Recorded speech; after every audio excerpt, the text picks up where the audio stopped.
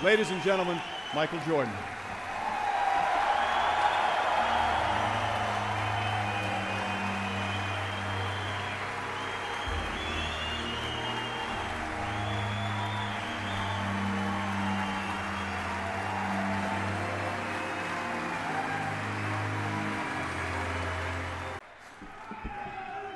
I told all my friends I was going to come up here and say thank you and walk off. I can't. There's no way. I got so many people I can thank.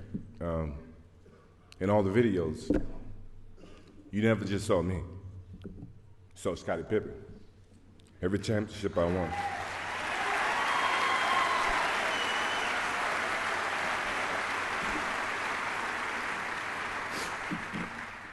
Welcoming Scottie to the Hall of Fame is Michael Jordan from the class of 2009. Ladies and gentlemen, Scottie Pippen.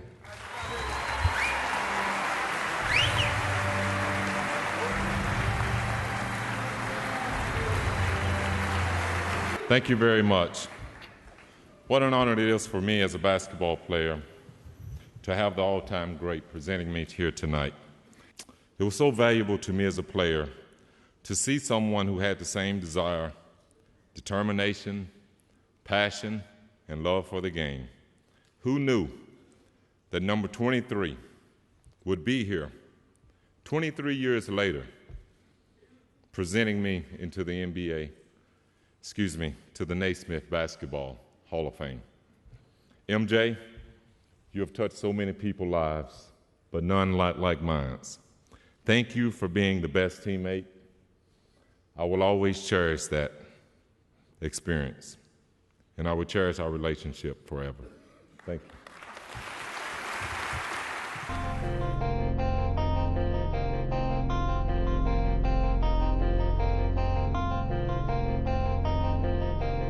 This is a Silk exclusive.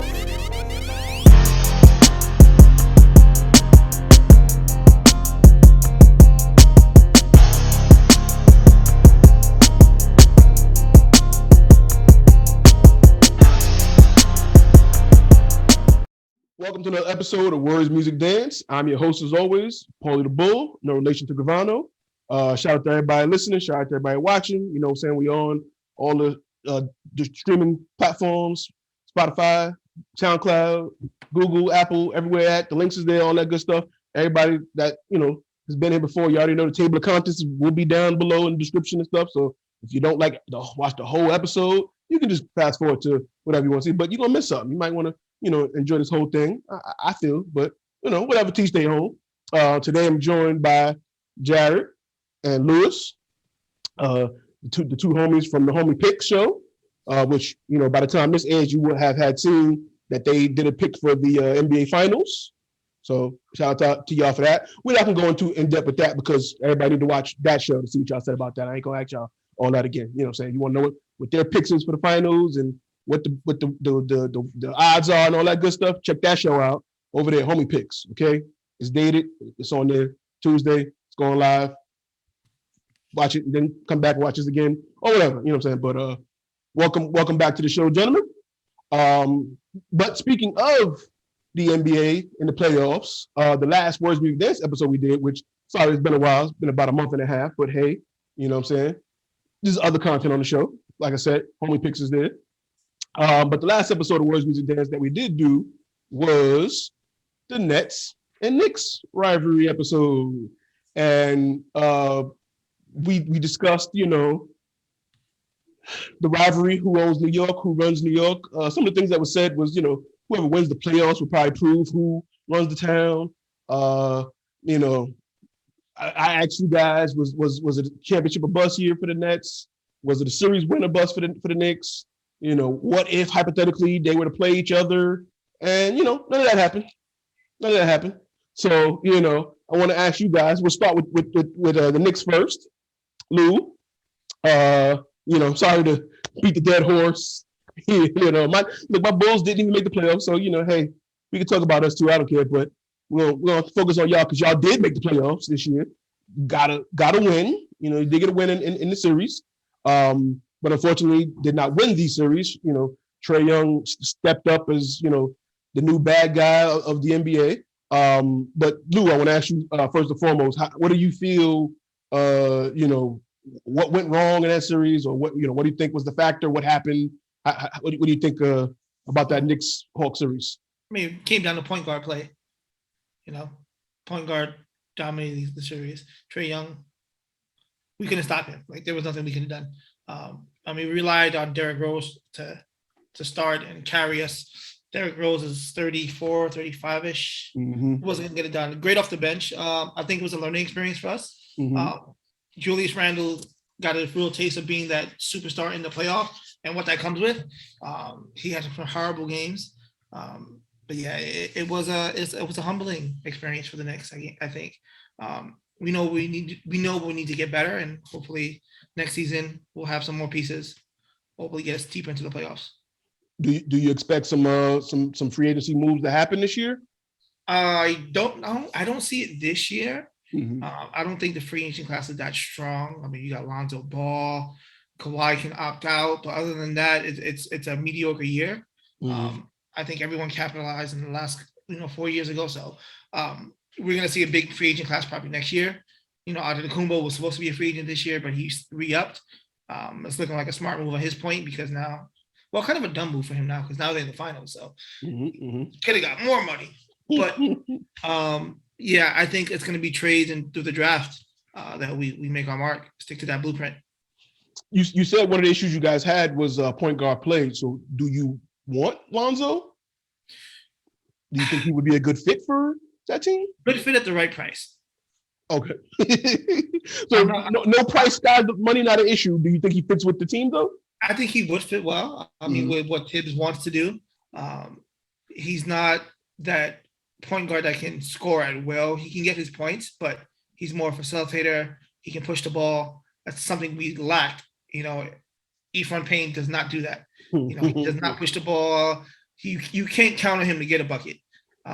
He was just literally a starter that you pulled after an inning or two, and then you brought in somebody else. So I'm looking for development quickly. RJ needs to take that next level. I've been watching him in the qualifiers. Sucked that Canada didn't make it, but he played awesome in the qualifiers. So he showed he can be a number one guy. So Lonzo at the right price, I would say. I know they talked about Schroeder and a couple other point guards out there. We got our own Luka that we got off from Brazil. So I'm interested to see what he does in summer league and stuff like that. Okay. So we'll see what y'all do next year. I mean, I just want my Bulls to be better than y'all, so that's all I care about. And Jared, your Nets. It was a championship or bust season, most certainly for y'all. You got the big three. You know what I mean? KD and Kyrie that came over last season. KD wasn't ready yet, but Kyrie was there. Then KD came this year, and then first quarter of the season, y'all snuck in Harden. So y'all had a big three, and what went wrong? Talk to me. Giannis, that's what went wrong. So we giving the credit to Giannis? Oh, I'm not giving the credit to Giannis for actually playing great. I'm giving the credit to Giannis for injuring Kyrie Irving. Oh, okay. It was. I mean, we what happened with Boston? I expected that. Mm-hmm. I didn't think Boston was any match for us. The injuries, that's what happened. That's what killed it. That's what killed the flow. It was KD by himself. And one thing I'm very happy to see is KD is back. He has no restrictions. That man is going. He was giving his heart out there. Kyrie got injured. I believe that was game 2. Giannis parked himself right under Kyrie. Took his ankle out. This ain't the first time Giannis has done something like that. But that happened. So Kyrie was out, ankle turn. Conspiracy theory? Are we saying there's a conspiracy that Giannis is a winter soldier? We can say that. Is that what I'm saying? I mean, like, he might be Oiko's Joker. How about that? Like, Okay. Could be a sort of a Spartan warrior. How about that? So since he's Greek and shit. But he did that, whatever. But then it was just KD by himself, and I'll give Harden credit where credit's due. Like he tried. I mean, honestly,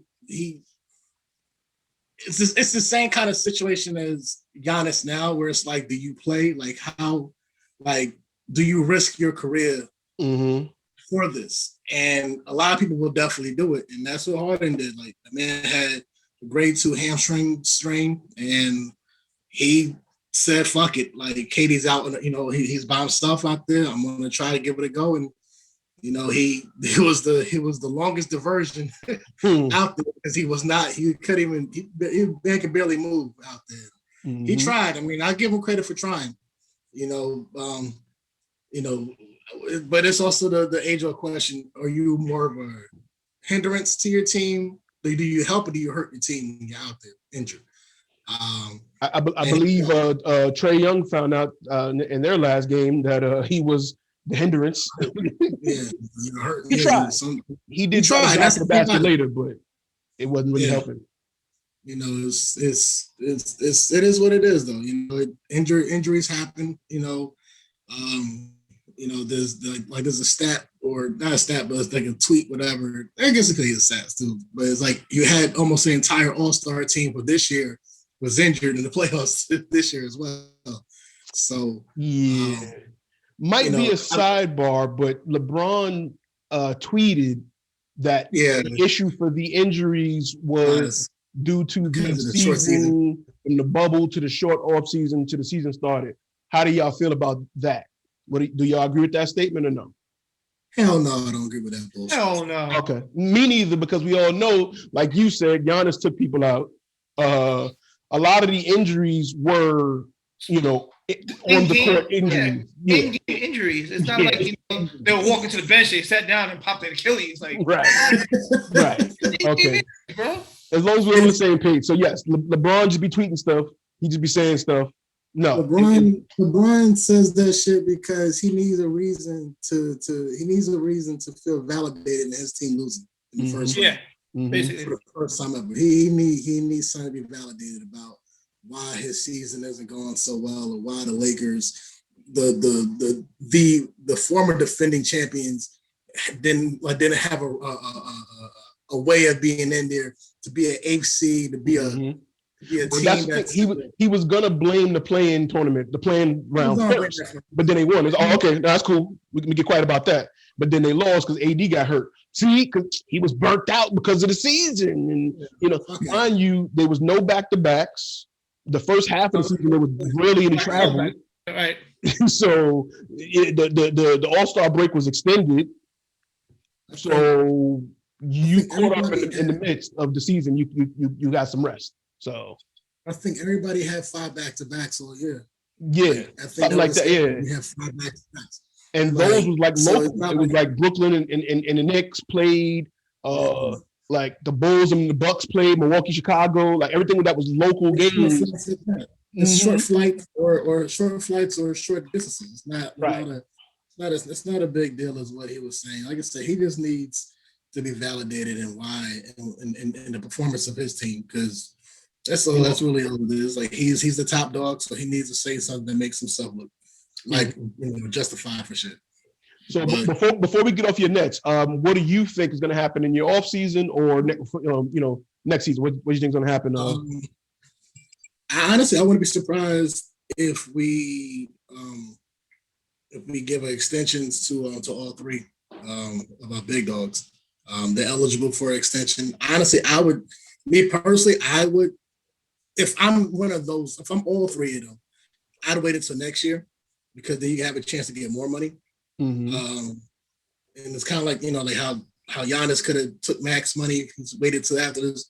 It's the same thing. It's like, you could have more money next year, but at the same time, I don't know. These guys have made so much money in their life. I don't know if that really matters too much. If they just want cohesion. If you settle your books now, you know what you have room for. It's going to be a lot of 1-year deal people. It's really just about who wants to sign on for those 1-year deals. I think Jeff Green comes back. I think Blake comes back.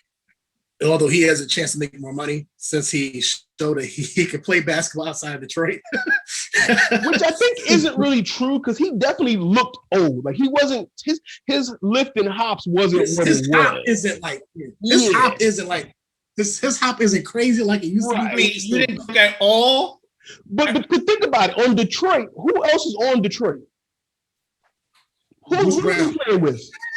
He had Derrick Rose. Let's see. But I'm saying last year Rose was going. Like if you look at who the team had in Detroit compared to who was playing with him on the Nets, at any given time there was a Kyrie, KD, Durant. 2 of the 3 was on the court. So everybody's watching the perimeter. He can get to the rim. You know what I'm saying? He has a better chance of getting to the rim and getting a open dunk layup when you got those perimeter players compared to Detroit, where who's their point guard? Was Ish Smith now still? After nothing really is. They traded Derrick Rose this year. They had the rookie that injured himself, who was playing very well before he got injured. So who's gonna pull focus from the big man to give Blake an open dunk? You know what I'm saying? So I think it was Jeremy Grant. Jeremy Grant, yeah. So it's a funny internet conversation. Like, oh, now he can dunk again. Well, yeah, when he can get to the rim because people are defensively. I'm watching these guys. Oh, snap, he's here too. He can jump still. You know what I'm saying? But on Detroit too, because Detroit decided to keep him on the bench and not play him. And that too. So you can't be mad. Like, all right, you don't want me to play. All right. Right. That's what I said. It's a funny he remembered how to dunk again now all of a sudden. Yeah, it's funny, but if you know basketball, you like, nah, he can get to the rim now. Like because he just had no opportunities to get to the rim. I'm not trying to injure myself on Detroit. No, not at all. For what? Really going over. Like they're not even trying to have success. Yeah. I think we could re-sign Blake. I think we're going to get bigger. Pause. But because you know it's me and Pete. You know, if you know Pete was in the last episode of us. It's funny. Like at first, shout out to Ramel also. He actually congratulated. You know, he actually had some nice words for my Nets. I was shocked. He had some nice words for my team after we lost. But yeah, it's funny. We laughed. I completely laughed and was like, "What the fuck?" When we got LaMarcus Aldridge on the team, and it goes to the point that me and you talked about. That's all you need him is for his size. Like he doesn't need to be a double machine. Nope. His size alone, you know, is effective enough, and that's literally what we needed in that series. You know, after Blake, you know, we try to go 7-man deep, you know, but in that Steve Nash definitely learned coaching 101 in Game 7. But you know, we basically went 5 all until Giannis went out. That's when Blake got pulled out, and you try to put Jeff Van in there, and Giannis is like barbecue chicken. So a person like LaMarcus would have came in handy because his big body imposes will, you know, on Giannis. Because you don't need to you're not really going to stop him. You just need to slow him down. Man only has 2 moves. Shout out to DeAndre Jordan. Yeah, shout out to DeAndre Jordan. Like just sitting there. He just like, yo, I'm able-bodied, bro, but at the same time, his mobility sucks too. So I don't even know. But either way, like I think we're gonna get bigger. I think we're gonna sign somebody who's a big man who can move. Okay. Joe Harris needs to learn from Kyle Korver somebody how to shoot in the playoffs. I'm a 3-point shooting champion. That was atrocious. That was as bad as he looked against the Philly series for us. Last year in the bubbles, whatever, but he left after 2 games when his grandmother died. But that Philly series, I remember that he shot as bad as he shot then. So he might be regular season ready, but come playoff time, he needs to take time set up to show up tremendously. I mean, no one give a second look to Joe Harris. He was missing shots that I could make. So I think he really needs to step up this year. I've been going into the year. If he comes back, I think if he trains with Jay Harden and KD, you might see a different animal next year. I think that's one thing that team hasn't played together. Like, Right. you know, it was mixed shuffles all year long, and it worked. But when you get into a 7-game series, and it's like, all right, then we're gonna hone in on KD. Mhm. All right, y'all gotta need to step up. I'm like, no, we're not used to this. Like, no, we were used to KD carrying us. You know, everyone's spreading the ball around, but playoff basketball is different. I think the Nets are probably the best team going into the offseason, barring any moves. Depending on what moves can get made in the offseason and free agency, they might be the number 1 or 2 team going into it. I don't pick whoever wins the finals as a number 1 going into the next season. Not at all. So yeah, a lot of teams benefited from injuries. Specifically Milwaukee, not to downplay, what they did. It's an accomplishment, congratulations and all that. However, they was about to get eliminated by the Nets. And one man. And they're about to get eliminated by the Hawks. Like until a trade guy. So it's like, yeah, they definitely benefited. I believe Phoenix would have still beat LA. However, if Kawhi was there, I think that's a much better series. Yeah. So I definitely feel, and some people say too, beating LA, with AD, when AD went down, I still feel they would have won that series, but it'd have been a much better series if AD was there. So, I thought they would have won the 7. I thought they would have won it. Yeah, I still thought they would have won, but I'm saying, hey, they got some rest. CP3 got a chance to rest because his biggest Achilles heel, no pun intended, in the playoffs is injury, and it's always what takes him out of games and series. And so he was able to rest. He had a shoulder injury, caught COVID. He was able to battle back. I thought he was done because he could not even handle the ball. Yeah. So he fought his way through. So he fought through some injuries and stuff. And not even him. Booker got hurt too. His Booker nose got busted. Nose busted. Yeah. And had to set up again. So yeah, but injuries wasn't the reason, according to one of the 50 greatest players of all time, Scottie Pippen. He said no, it wasn't injuries. He said it's because KD is no LeBron James. And he had one of the quickest turnarounds for a GQ interview I've ever seen before. It was like the day of, GQ had a quote as if they was, doing the interview live during the game. So what was that, game 6, I believe? Game 6, yeah. Yeah, game 6. And it was like the next day, GQ had quotes from the article about LeBron talking about Kevin Durant losing that game. So here's a quick excerpt. Put my reading voice on. Scottie Pippen says via Tyler R. Tynes of GQ, shout out to you, it's not an individual game. You can't go into basketball and beat nobody with an individual record. And I use this example of what happened to Kevin Durant just the other day. This is the first time we've ever really seen Kevin Durant have to be the man and bring the team home. I don't think so. But he said, we ain't never really had to see that because he's had Westbrook, Steph Curry, Klay Thompson. He's been beating people, definitely in Golden State, by committee, with a team. He did that. But that team already knew how to win without KD. But you put KD in Brooklyn, and Kyrie gets hurt, and James Harden ain't that guy. Shot at him too. Now KD not only has to score for them, but also make plays for them. And this is no knock to KD. I think sounds like it is, but they asked me, has he surpassed LeBron James? And my answer was, LeBron James knows team basketball better than KD. KD can score better than LeBron.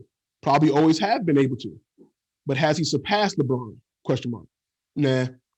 He tried to beat the Milwaukee Bucks instead of utilizing his team. You see what I'm saying? No, we don't see what you're saying because niggas was injured, but LeBron James would have figured out how to beat them and he wouldn't have been exhausted. And he may not have taken the last shot. Speaking of exhaustion, what did LeBron say was the reason for all the injuries? It was due to the... Okay, all right. I think it was exhaustion, but okay. But LeBron ain't KD, and KD ain't LeBron. KD is a shooter, a scorer, but he doesn't have what LeBron has. AD? He didn't have Kyrie either. That's why. But he didn't have Alex Caruso. Alex Caruso. He had the white guy. He continued on to say he needs to learn how to utilize his teams. he has to, now again, he said he went to a team that, was great. And I think that's utilizing him. Hey, I know y'all nice and play with y'all, but whatever. He has to learn how to set up his teammates to be better. Now, that's a different point. That's it. As great as he is, there's a cap to his talent. He could have easily made that three, killed them in regulation, and we wouldn't have been talking about this. Contradicting himself again. But I knew going into overtime, he wasn't going to make it. So Scottie's psychic now. He was taking all the shots. You done played the whole game, bro. And they've got guys physically wearing you down. You're going to lose. Giannis was under the same stress, but not quite. Okay. Giannis got rest, and he didn't have to score every time. KD, he got no rest and pretty much had to put a bucket on the board every time they went down. And he did that, but that's a lot. If he had a chance to do it all over again, he would probably do it the same way. But he ain't have no more. He shot the last shot, and it was shorter than Giannis's free throw shots. Now, that's funny. That was pretty funny. Scottie should do some stand-up. That was a good one. And last but not least, he said, but have you ever seen LeBron take a shot like that? Yeah. Yeah. But then Scottie says, he ain't going to take that shot. He's going to be smarter. He's going to force a double team. That's what KD wasn't able to do. He was so exhausted, he couldn't even go to the bucket. So in this year's playoffs in particular, we've seen AD get injured for the Lakers, and we saw LeBron have to, get his team involved, and he couldn't do it.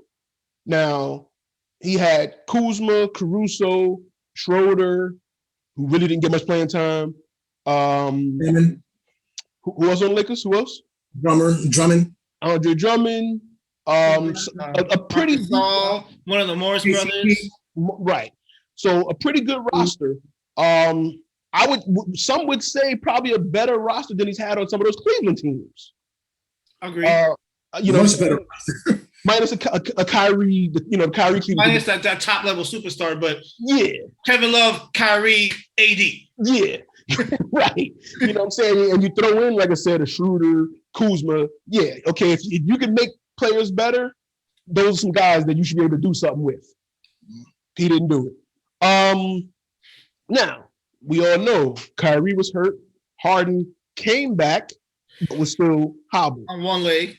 So who's left? Jeff Green, who again in that last game didn't get much playing time. Harris, who didn't show up. He could have found a broadside of the East River. Right. So that was game 5. That was 6. That was the last shot, right? Game 6. So game 6. Well, game 6 and game 7, because game 5, that's when KD had the triple double. That's what I was getting to. So game 7 was the one y'all lost. Yeah. Okay, so game 7 was the one that you lost. So right, so the game, the previous home game in Brooklyn was when KD had a triple double. Yep. So a triple double includes points, rebounds, and assists. Not only that, a 49-point triple double. Wait, we're talking about assists, which means you're passing to teammates. Got the team involved. Which means they make the team involved. Yeah. So again, contradictory to Scottie's statement. But he was, I guess, in particular talking about that game. So I wonder if he saw, game 5, because that is, what he's talking about. Oh, he can't do that? Well, he kind of did it 2 games ago, So in this game, yes, guys was off, but I believe were any other than Harden, were there other all-stars on the Nets left? No. Harris participated in All-Star Saturday night. But the only all-star we only had was Blake Griffin. Blake Griffin, right. It was an all-star, That's the only all-star we got. Right. Now, again, and going back to the Lakers, Kuzma not an all-star. Morris, Schroeder. Drummond was, I think, he was an all-star 1.2. And I believe Drummond, Gasol, all-star and a champion. So I say all that to say, in comparison, someone had more of a team than the other guy, and still couldn't do it. So, Jared, I want to first start with you because that's your boy, it's your team. What do you think about Scottie's comments about KD and all that he said? Can we at least say what KD responded with first? Okay, so we can get to that. I got that real too. I'll give you that. So someone tweeted that but if he added KD would have hit that three at the end, his foot was on the line. He said, but if he would have hit that three, y'all wouldn't be having this conversation there, right? Miss me with it. So he posted some quotes in the conversation. Then KD responded to him saying, didn't the great Scottie Pippen refuse to go in the game for the last second shot because he was in his feelings? His coach grew up to play for a better shooter. Then the same dude replied to KD. He also missed game 7 for a migraine. Nothing but a soft ass clown, Scottie Pippen. Added him at that as well. And then KD responded to him saying, this guy Scott, not Scottie, called him Scott. This guy Scott also wanted to enjoy his summer, so he chose the rehab during the season. LOL. Yo, Scottie Pippen, they followed Phil, not you. 3 exclamation points. So, go ahead, Jack. My response to the great Scott Pippen. Mm-hmm. The reason the one of the 50 greatest players in NBA history, mm-hmm. due to Michael Jordan, is, do you not watch basketball or do you watch it for takes? Like I can't get a gauge on Scottie. It's weird because 1 minute you're mad you're mad when you get compared to LeBron, or you're mad about the LeBron you similarities and so forth. Then the next minute you're cool with it. The next minute, 1 minute you're mad at Michael Jordan for The Last Dance. Then the next minute you're not mad at Michael Jordan. Like I just can't get a read. Like this dude is so wishy-washy. It's just so weird. So for him to take a shot at KD, all I can say is at least he tried. Unlike some people who opted to stay out of a game because you're not getting the ball at the end, or somebody who decides I want to rehab and not mess my summer up. So I to say that KD, it's about responsibilities. Yes, absolutely. KD is not LeBron James. It does not mean KD is not great like LeBron James either. Two things can be right at the same time. It's not a diss to say he's not LeBron James. Yes, we know LeBron is more of a facilitator than KD. KD is going to get his buckets. But at the same time, to say when the time is called upon you to do more, you can't say he can't answer that bell, because he sure as shit got 49. He sure shit got 49. I believe it was 18 and 10. So he definitely got his. And he got his team involved when his team actually wanted to make shots. And that's against a team that has 2 first-team all NBA defense, Drew Holiday and Giannis. 2 All-Stars, 2 this year All-Stars, Middleton and Giannis. 3 if you want to count Holiday, because Holiday was an All-Star around the same time as Blake Griffin. But you have a team of defenders. And that's what the Bucks is. Don't forget Brook Lopez. He's just tall and still can swat ball. Swat basketball. Like 4 or 5 blocks a game. If you try to get a key block in game 7. If you keep going that paint, he's gonna he gets his. Like granted, yes, he is a former net. And I much as I would love him to get a ring, not this year though. It's like you have. His team is built off of size, and PJ Tucker is a pest. We got that, but the fact that he even got those points off of somebody who people kept saying, oh, PJ's locking down KD, and he still bodied him. He had 48 in game 7, still was doing what he needed to do. Like, literally, if it's not even so much if KD, came to the final shot. It's the fact that KD did what he did so the team could have a chance. It's up to there were so many wide open shots from Harris and other people who could have made shots and didn't make shots. That's as simple as it is. If KD was one inch behind the line, that was literally game in regulation. Instead of 40, he would have had 49. So to say that he can't do it is ridiculous. He would have found a way. He literally did try to find a way. He just had nobody to really help him along the way. Like, what more do you, in the words of the great Tyrese Gibson, what more do you want from me? What more do you want from me? Like, literally, what more? Like, he was bone tied in overtime. I give him that. And yes, he should have had Steve. That goes on Steve Nash. Steve Nash should have called a timeout. You know, I get it. He wanted momentum to go on the side. You know, not try to let the Bucks create a defensive trap for him or so forth, or you know, you just go in the flow of it. I get it, but I still personally would have called a timeout to give KD some rest because the man played 53 minutes straight. You know, well, 53 minutes, you know, game time, which is like 2 hours at this point, game time. You know, minus halftime. So, you know, the man played 53 straight game minutes, which is a lot of time on the court. I would have gave him some rest. You know, Giannis had the benefit, and when we say Giannis had rest, Giannis only missed 5 minutes of game time. So it's not like Giannis is like only playing 34 minutes. Like he played 48.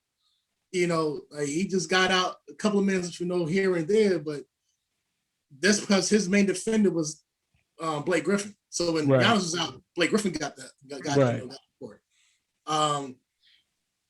KD by himself really tried to will himself and will the team to win that game. Whoever made shots, you know, because he only had 48 points, and now what was that, like 100 and some point game? So other people had to step up. Other people had to make shots and so forth. KD did what he could, and he tried. He fell short, and look, we got to eat that, you know, that crow. But, you know, outside of that, the man did what he needed to do. Like, to say LeBron would have made the basketball play.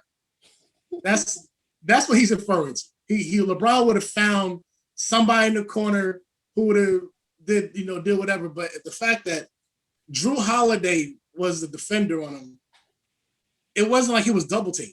Right. So there was nobody that's open for the basketball play to even be made. Well, that's what Scottie's saying. Scottie's saying he didn't draw the double team. That's his fault. the man was cooking like half a damn game. Like that's not his fault. Right. Like it's ridiculous. Like to like this guy Scott is bugging, man. Lou, what's your take on that? What's your take on Scottie's comments? So when I read it, right, the first correlation I made is it's always going to be the comparison of MJ and LeBron, right? To be fair to say that KD is a much better Scottie Pippen, better scorer, phenomenal athlete, can handle the ball, way better player. I'm a Scottie Pippen skill-wise comparison. Okay. So when I heard, I'm like, why is Scottie taking shots at a guy that embodies his game to the fullest, and then bringing up a guy that we all know he hates in Michael Jordan and building up LeBron? Now, is it his subconscious way of taking a swipe at Michael, saying LeBron's better than you? Probably. But don't use KD as that test subject, because KD reminds me of you, just better. Just way better.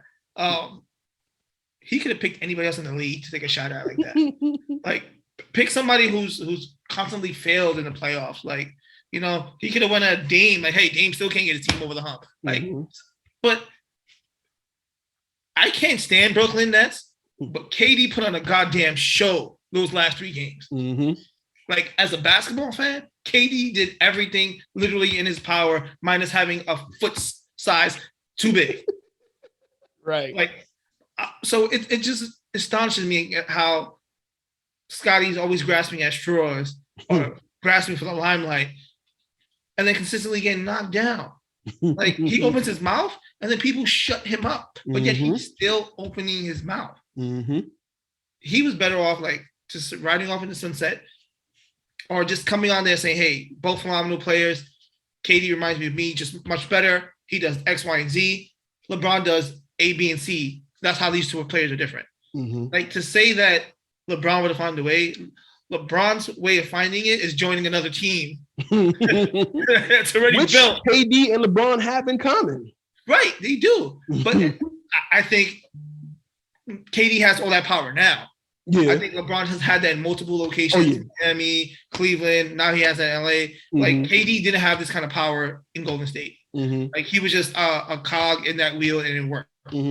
So now KD in Brooklyn has that power. Yeah, they got rid of, the coach, Kenny Atkinson. They brought in the guy they wanted. They picked the players they wanted to play with.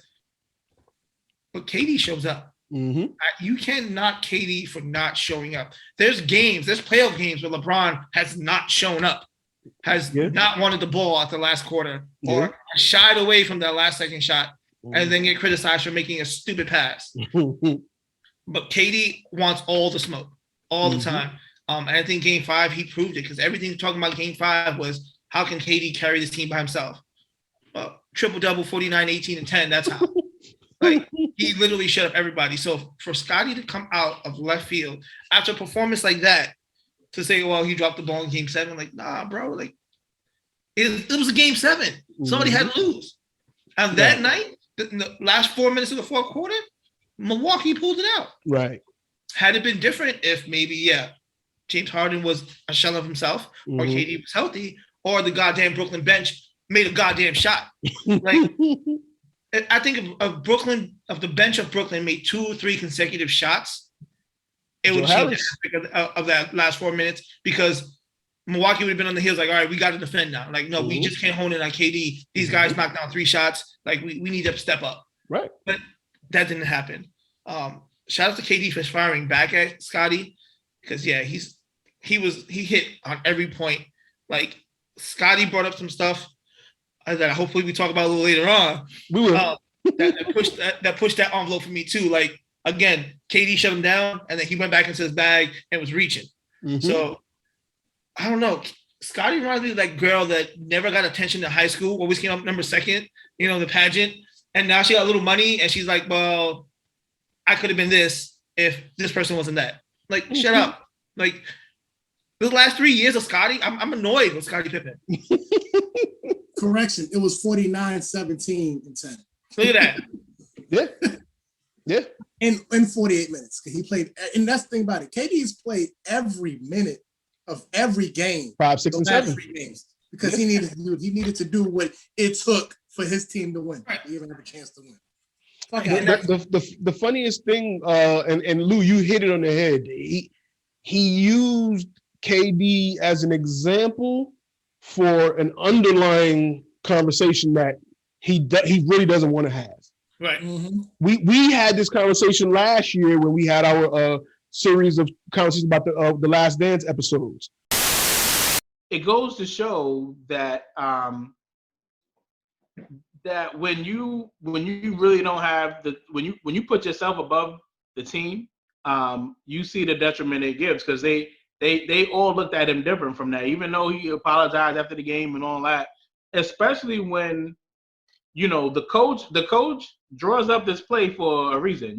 Like, it wasn't like, hey, I need Tony to shine more than Scottie. It's like, nah, like, we've been in this situation multiple times this season. This dude has come through multiple times. We're not saying that you can't make a clutch basket, Scottie, but this has been his moment all year long. Selfish.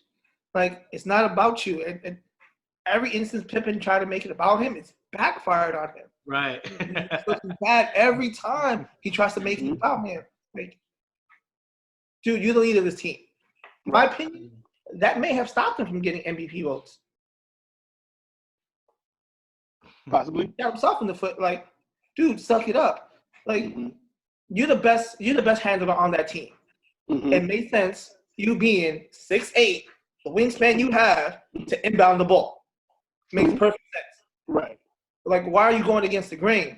And then my thing is, if you're gonna go against the grain, be right.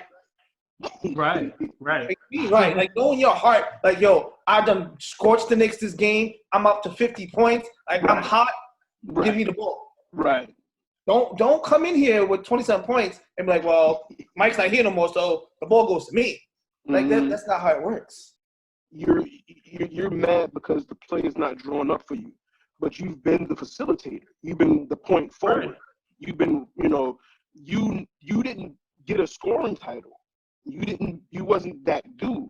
And this is kind of, part of that LeBron versus Jordan conversation where we always talk about a facilitator versus scorer.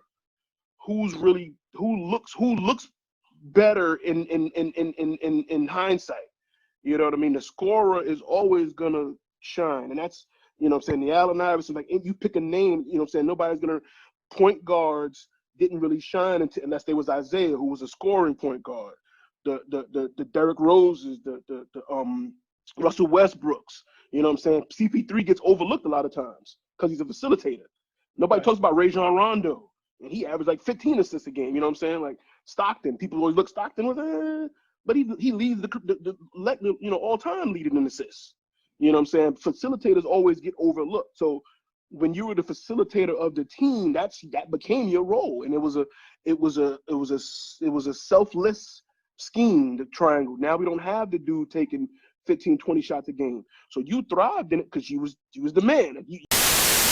And the funniest thing was KD bringing up, Scottie not wanting to go on the floor because Phil was giving the final shot to a better shooter, Tony Kukoc, who was, like I said it last year, was probably the first stretch forward, which is the position that KD kind of plays, a tall 6'11", power forward that's more of a guard shooter, small forward or so. But he's tall, so you put him in that taller position.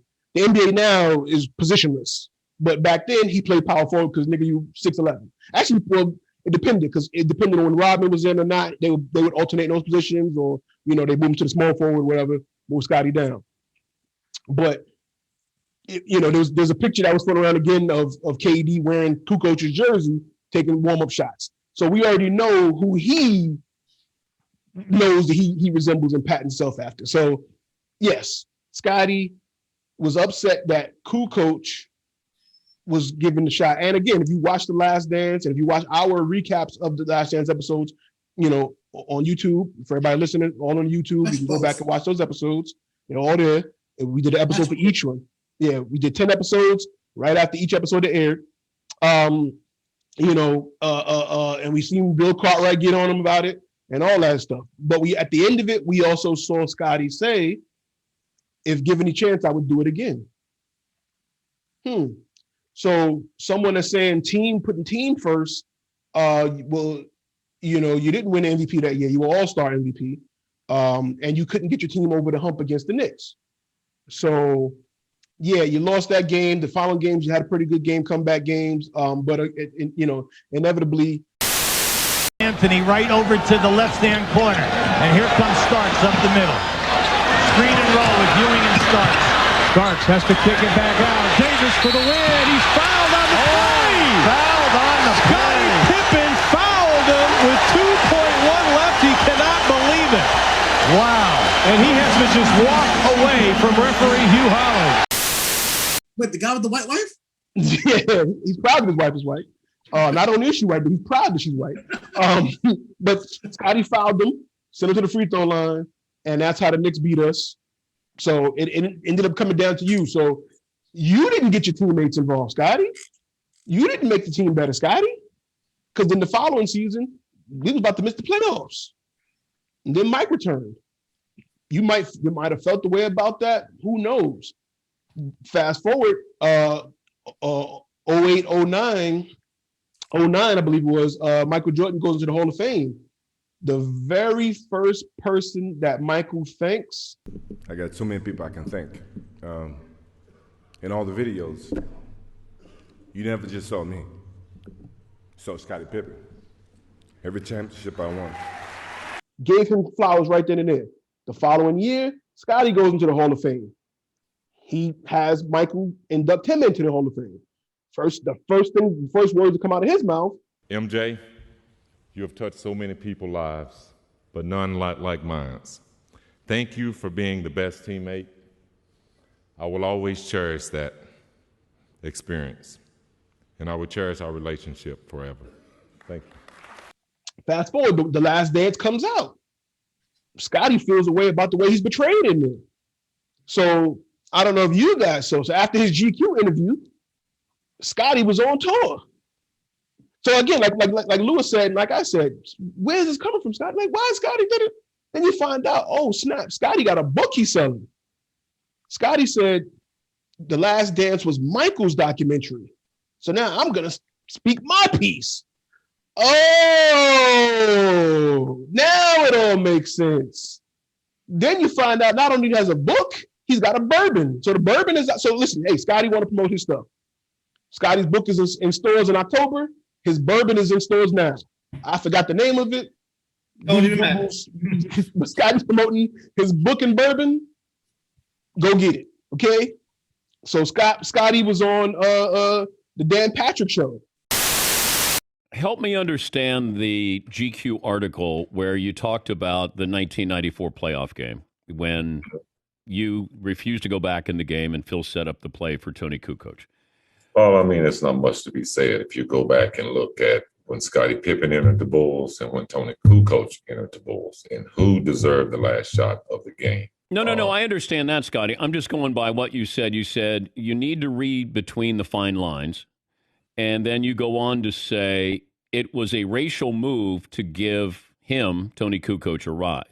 So, well, I mean, if you knew that Scottie Pippen had been with the Bulls from 87, battled through the Pistons, and every other team that we had to get to those 3 championships, wouldn't you give Scottie Pippen one opportunity to get a last-second shot without Michael Jordan? Like, 1 year without Michael Jordan. Can I get one shot? Like, I'm doing all the dirty work. But all of that I understand from the basketball standpoint. But when you say a racial move... Well, why would Tony, who was a rookie, get the last-second shot and you put me out of bounds? That's what I mean, racial. Like, that was Scottie Pippen's team. But Scottie Phil Pippen then was but, on pace to be an MVP that year, right? Yeah. Okay. Well, why would you put him in a position not to be successful? Why wouldn't you put him in a position to succeed? Michael Jordan is not there. So who's next in line for you? But have you talked to Phil about this? Because by saying a racial move, then you're calling Phil a racist. I don't got a problem with that. Do you think Phil was or is? Oh, yeah. I mean, do you remember Phil Jackson left the Lakers, wrote a book on Kobe Bryant, and then came back and coached him? I mean, who would do that? You name someone in professional sports that would do that, you know? I think he tried to expose Kobe in a way that he shouldn't have. You're the head coach, and you're the guy that sits in the locker room and tells the players, this is a circle, and everything stays within the circle because that's what team is about. But you as the head coach, open it up, and now you go out and you try to belittle, at that time, probably one of the greatest players in the game. Well, it feels like he's disloyal. I don't know if that makes him a racist. Well, that's your way of putting it out, and I have my way. I was in the locker room with him. I was in practices with him.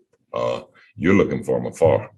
Yeah, and look, that's why I wanted to have you on. But I go back, and Phil designed a play for Steve Kerr when Mike was there. And Mike didn't have a problem with that, did he? I don't understand. You're not setting me up to answer the right question. What do you mean Phil set up a play for Steve Kerr? He didn't set that play for Steve Kerr. He set that play for Michael Jordan. I thought in the huddle, Mike says, I'm going to throw you the ball. You'll be open at the foul line. And Phil had nothing to do with that? And you don't want to get this show started because it'll take us a long time. Do you know all those cameras that's sitting in that huddle who they was working for? The NBA. So you know who Michael was speaking to when he said that, right? That was planned. That was speaking to the camera. That wasn't speaking out of what we're going to have to do, what the play is going to be. That was speaking to the camera. Had John Stockton not came down, trust me. But that was building his own documentary because he knew he was controlling the cameras. You understand English? Yeah. Okay. So all those cameras that was working were working basically for Michael Jordan, not for the Chicago Bulls. But they were building the Come Fly With Me, the Air Jordan videos. That's what it was. That was not naturally spoken. Okay. All right. That was rehearsed. Okay. So according to Scottie, that was rehearsed. Okay, with the neck, that was rehearsed. And for Michael rehearsing the live game. He need to get an Oscar for directing. I mean, that's what he put up in Space Jam. You know what I mean? So according to Scottie, that was rehearsed. But then he contradicted himself because he said if Stockton didn't come to him, so then Stockton was in on the dress rehearsal. Was he part of the play? Like, so it's all fake, is what Scottie's saying, I guess. But so why are you mad?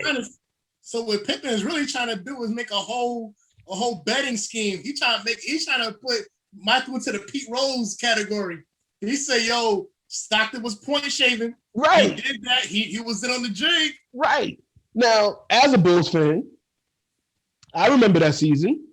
I remember Tony Kukoc hitting numerous last-second shots that year, and they put it in the documentary. So once again, y'all can go back and watch The Last Dance on Netflix. No plug, but you'll see Kukoc hit a couple of shots. Kukoc, yes, he was a rookie. Scottie says, "Oh, he was a rookie.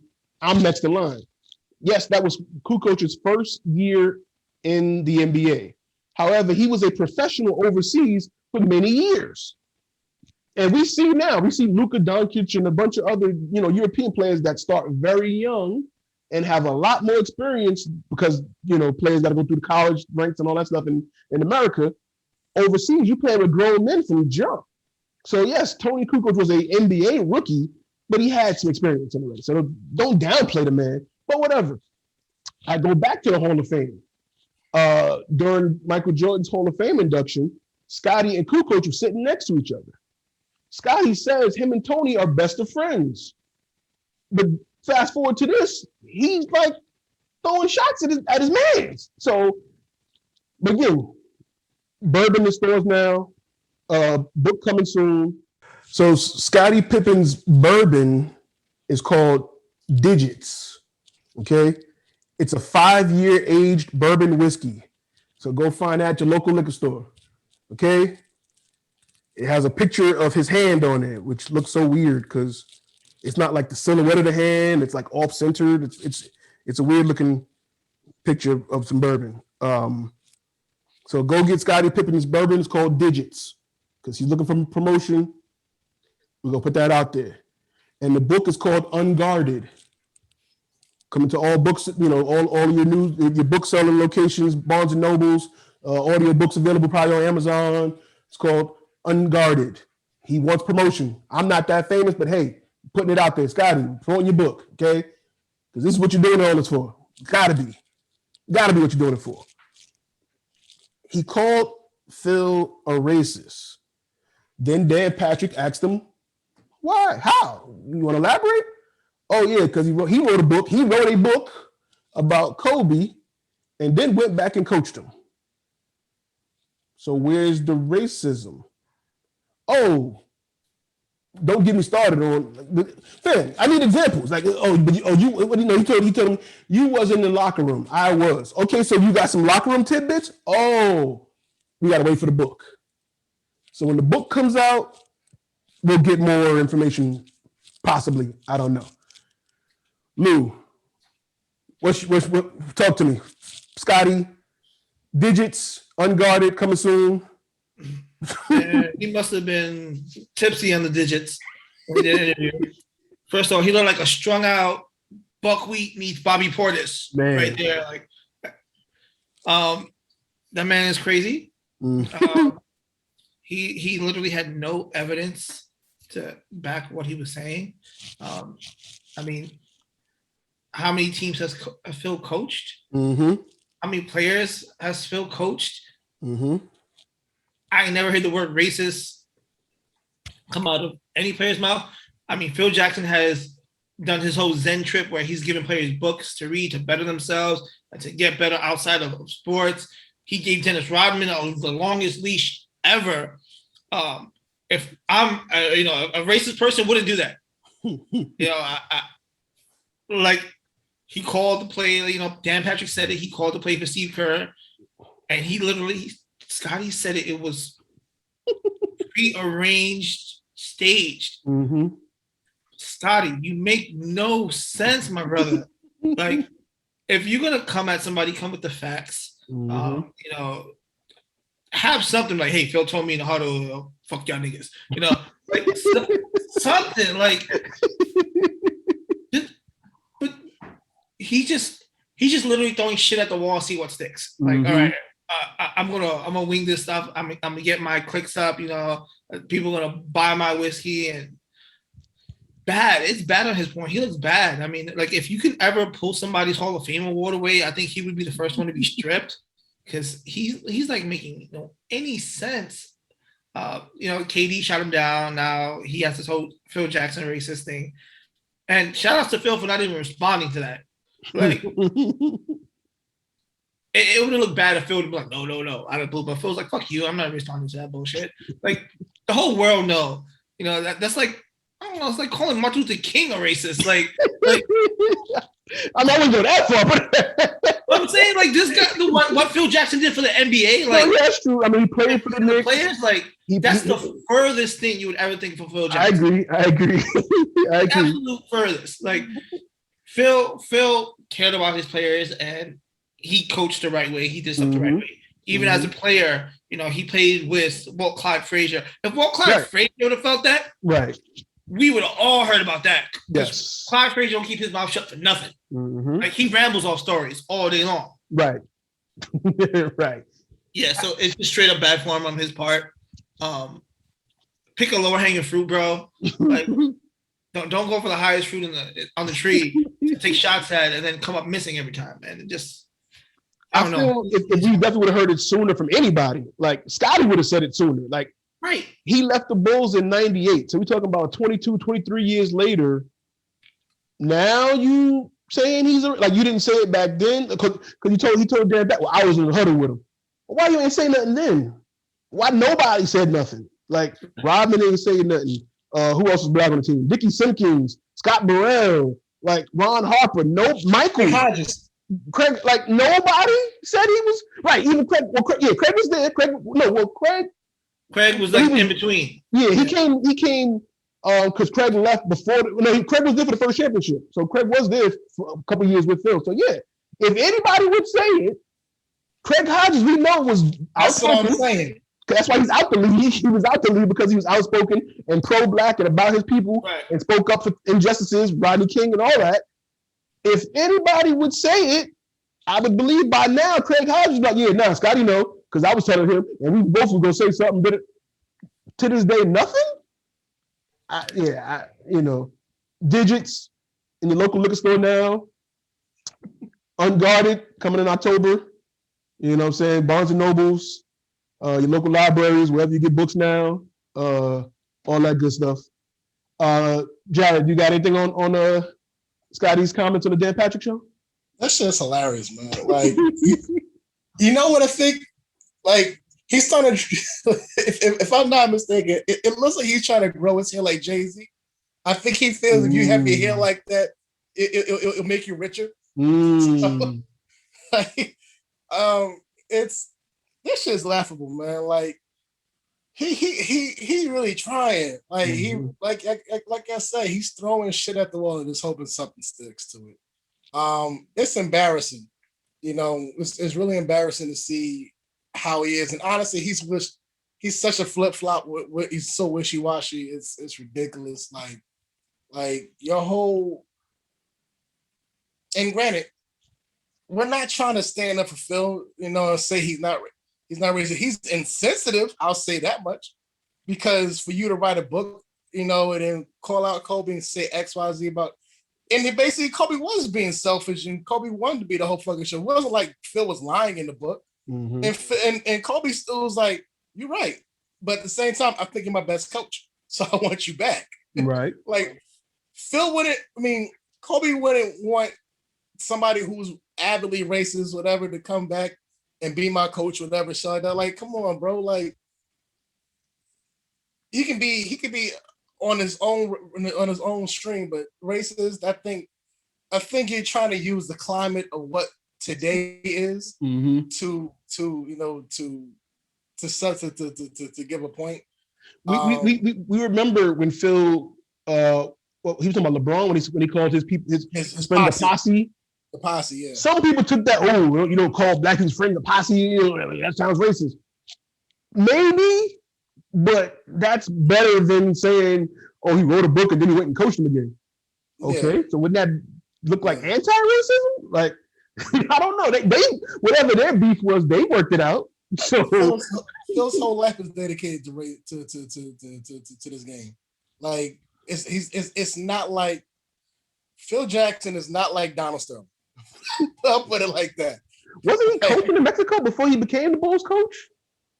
Yes. He was coaching like in New Mexico or something like, so again, he crossed the border, black people, Spanish people, like he oh, but I'm gonna let this Croatian dude take the last shot. I'm so racist. I'm gonna let this European guy. You don't think I should have got one chance? Bro, of all the games, you think the reason why he didn't give you the ball and gave the ball to Kukoc is because maybe Kukoc is a better shooter? Is better for the moment? Like, you don't think that far ahead of things? No. Like, you had 2 seasons without Michael Jordan there. I'm pretty sure there's a lot of times. There's a lot of times for you to actually have a chance to have the ball at the end for the last shot. There was a guy that was better than you, for that shot. Like, and you asked for it. He said, "Don't you think I deserve a chance?" What happened when Ahmad Rashad asked Michael, "Hey, Mike, last final seconds on the clock, who taking the shot?" Michael said, "Look at me." He didn't say, "Well, don't you think I deserve to?" No. You think the coach would let me? No, he said, "I'm taking the shot." You know, like a big crybaby. That's what you know what I'm saying? So if you don't even have that confidence in, I'm drawing a play up, the play is not being drawn for you because all season long you haven't done it. Like, do you remember? I don't know if anybody remembers watching WCW or ECW or remember the character Raven. He had that little catchphrase. What about me? What about Raven? That's literally Scottie Pippen right now. What about me? What about Pippen? Like, dude, there was somebody who was better. Like, you think Michael Jordan got mad if Paxson took a last shot? Kerr took a last shot. Like, dude, you really think, and to say that shit was scripted, I don't care if they saw the cameras and then decided to say, hey, let's have something good to say for the camera footage. I don't give a fuck about that. There's no way they can know who on Utah is going to do X, Y, and Z. Or even the Paxson series against Phoenix. There's no way to know who's going to do what in that moment. Mike is always going to take the last shot. Mike, for a few times in his career, did the basketball play, kicked it out to the open man, and trusted in his teammates. Like, outside of that, he did what he needed to win the game. Like, Kukoc is a better shooter than you. I'm not saying he's the better player. He might be a better player. I don't even care. He's a better shooter at that moment, given the game is on the line. That's the man you go to. Everybody has their role. Clearly, Pippen, you did not fill that role. And if anybody would know, it would be Phil, because Phil has seen you your entire fucking career. So he would know who's a better shooter, who I want to trust to go for the final shot in any game. It's hierarchy. It's not like he's saying, it's not like, we know it's your team, but bro, he wants to win the game. And that's what you play to win. You play to win the game. Like, I mean, if you want to sell books, you want to sell digits coming soon in October. coming out. So like, if you want to sell liquor, sell books, Bourbon, liquor, digits, and store nails. I think. No, do what you want to do. Sure, Michael got a better liquor out there. It's tequila. So you know, but like I said, it's ridiculous to see somebody come fall so far from grace. You know what? In the all season, I want the Nets to get Malik Beasley on the team. This is what I want. I want Malik Beasley to be on this team. Instead of having Travis Scott at every game, I want to have Future at every game now too. That's messed up, man. That's messed up. Scottie also called. I believe it was Dan Patrick. I think I had another video too. But Dan Patrick asked Scottie how he felt about Michael going to play baseball. What did you think when he said he was going to go play baseball? I didn't really think about it. I was really focused on my own craft at that time. But I thought it was a big decision, though. Yeah, it was a big decision, but it was a selfish decision. But it was kind of who Michael Jordan was, and was a guy that kind of believed that he can do anything on his own. The relationship was just we're teammates, and that was about it? I mean, yeah, pretty much. I mean, we were excellent teammates. I mean, I think we try to make more out of it sometime than what it really was. But, you know, we were great court teammates who had a very good understanding of each other and what it took to win. It's the same guy who said, I didn't want to ruin my summer and delayed his surgery and rehab for the start of the season. Same guy to this day still complaining about not getting the last shot because it's supposed to be my team. And you got the nerve to call someone else selfish. Okay.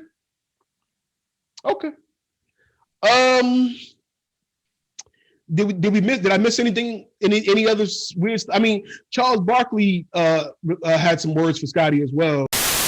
There's the Last Dance documentary that it still seems like that's bothering Scottie Pippen. What did you make of Scottie's comments when he was on with me earlier in the week? You know, I'm disappointed in Scottie because he's burning every bridge. I know he has a book coming out. Listen, Scottie was a very good player. I've always liked Scottie too. I've always liked him. I've never had a disagreement or an argument with him, but he's taking shots at me. And I'm just laughing because I'm like, yo, man, you do know we're like 60 years old. We don't have beefs anymore. We're like 60. What we accomplished was 30 years ago. It's not important or significant. It was great in the day, but now it's irrelevant. So I was disappointed he's taking shots at Michael, Phil Jackson, and myself. But I understand he's got a book coming out. And I just think it's silly and stupid, to be honest with you. At the end of the day, Michael Jordan made Scottie Pippen one of the 50 greatest players of all time in its 50th season. Right. And I said this last year, I believe as well. And I think Rel, shout out to Rel, he thought I was like taking shots at Scottie when I said it, but I'm like, no. Scottie is probably the greatest number 2 Robin of all time. Co-star. Yeah. But however, that may be something that he can't deal with. You know what I'm saying? Because he never had that moment to be the man himself. You know, even Robin became Nightwing. You know what I mean? But he did it. He went to Houston. That was a nightmare. You know what I'm saying? Portland, Houston, he never he never won there. And I feel he still may be holding on to some of that. So I mean, what, he played 1 year at Houston? Believe like 1 or 2. Something like that. Yeah. I was traded? It wasn't that long, and then because he constantly had back problems, which was issues that were bothering him in the Last Dance in the last season that we played, the '98 season, and he didn't like that the Last Dance documentary mentioned that Knicks series that they lost and him missing the shot. He didn't like that the back issues was discussed in the migraines. It was like, well, it's part of the story. Again, as much as Scottie wants to say this was Michael's documentary, okay, but these things happened as well. So let's just say, okay, this is Michael's documentary. These things happened for Michael to do certain things that he did. You know, he came back. You wasn't hitting it because let's just say they didn't show the scene where, you know, Scottie didn't take the shot and Kukoc did. They cut to Michael playing baseball, but in the clubhouse, he's watching the game on TV. So it's gonna get mentioned, Scottie. Michael was watching. You held up your Jordan and said, "Hey, come back, Mike." So I was about to say too, like, bro, you complained about Jordan doing X, Y, Z. You begged him to come back on camera. Mm-hmm. You begged him, and you want to talk shit about man?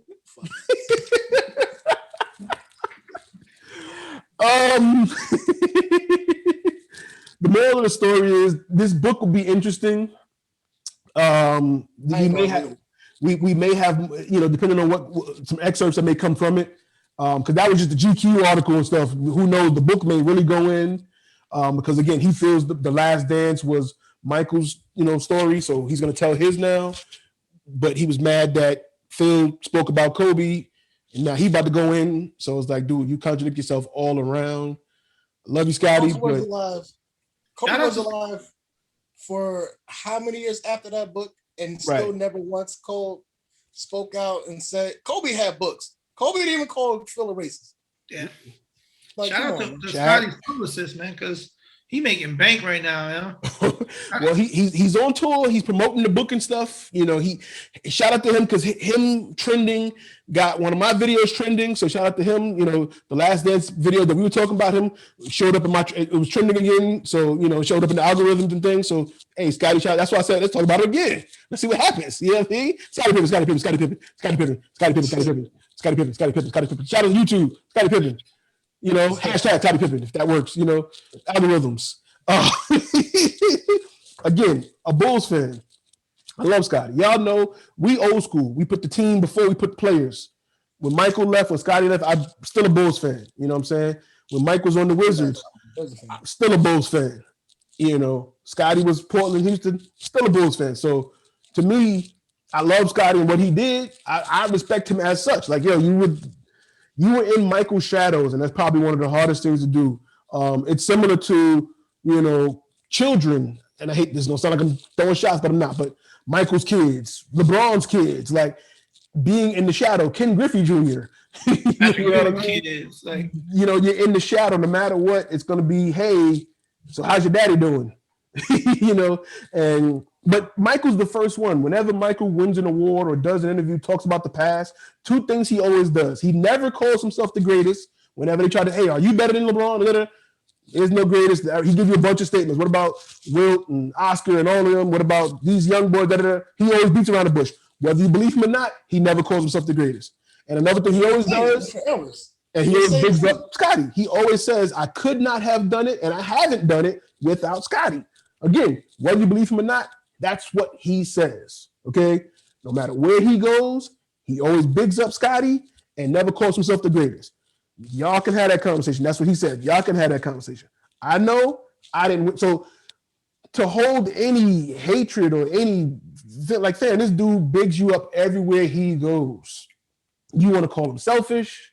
You want to call him whatever you want. Like, fam, he bigs you up everywhere. Like I said, Hall of Fame induction. When he stopped crying finally, shout out to the crying Jordan meme that went, viral.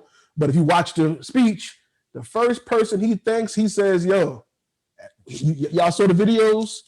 Every time you saw me, you saw Scottie Pippen. I did not win without Scottie Pippen. Fam, if the greatest is saying he couldn't do it without me, I'm getting a plaque or a trophy just for that. Like that's I'm in the Hall of Fame already, fam. You know, but instead he taking shots, throwing I don't know what to tell you, Scottie. Like I don't know, man. I don't know. Maybe you're gonna get a book eventually from AD. Talking about LeBron. Well, listen, everybody said LeBron was a great teammate to work with, and I believe so. You know, we haven't heard nothing from Mario Chalmers. You know, none of the other young boys. You know, because Kyrie would be the only one, but even Kyrie didn't hate and regret his time with LeBron. He just, again, he's an alpha. He's like, I'm not going to be in his shadow. You know what I'm saying? Listen, the Bulls was going to trade Scottie. Michael said no. They wanted to bring Tracy McGrady. Michael said, I want Scottie. Said, fam, what more do you need from the greatest? How do you call this man selfish? And he's saying, I need you. I don't want nobody else. I don't care how the young boy is. He's 6'11" with handles and I don't care. I got Scottie. Me and Scottie dynamic duo. I want to keep that. Like, you still feel a way about this man. I don't get it, man.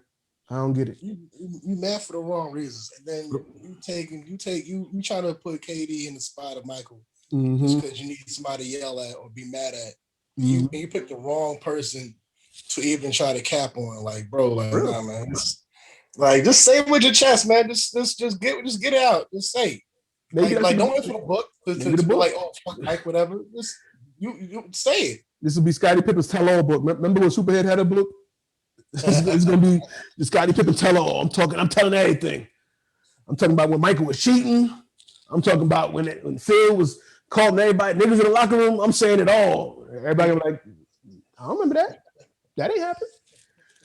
But again, did I miss anything else? Did Scottie do anything else crazy in the last couple weeks? Not yet. Yeah. To be continued. The conversation continues as always. Digits is in stores now. Unguarded, the book coming soon. We may be back when some stuff come out about that. I'm not buying it. I'll listen to some audio excerpts maybe. Everybody listening and watching, give us your thoughts on that. What do you think about Scottie Pippen's tour, his promo run for his book and bourbon? Like I said, Barkley spoke about it. I think Jalen Rose, like everybody has something to say, and everyone's kind of saying the same thing. Like, Scottie, you're bugging. You're bugging. But that's what we got on that. Like I said, shout out to everybody listening. Shout out to everybody watching. Comment your thoughts.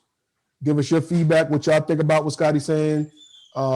Is he having too much of the bourbon? Has he been sampling it to get it right? Maybe to get the flavors right. He had to throw a couple back. Couple back. Maybe he want to be adopted by LeBron, like how LeBron adopted Nick Wright, Shannon Sharp, and Kendrick Perkins. and Coward. So maybe he wants to be adopted. Maybe. I don't know. But that's it on that. Holla at y'all. I would never be able to find a tandem, another support system, another partner in the game of basketball like Scottie Pippen. He was a pleasure to play with. He helped me so much in the way that I approached the game, the way I played the game. Whenever they speak Michael Jordan, they should speak Scottie Pippen. When everybody says, well, I won all these championships, but I didn't win without Scottie Pippen. And, that's why I consider him my best teammate of all time.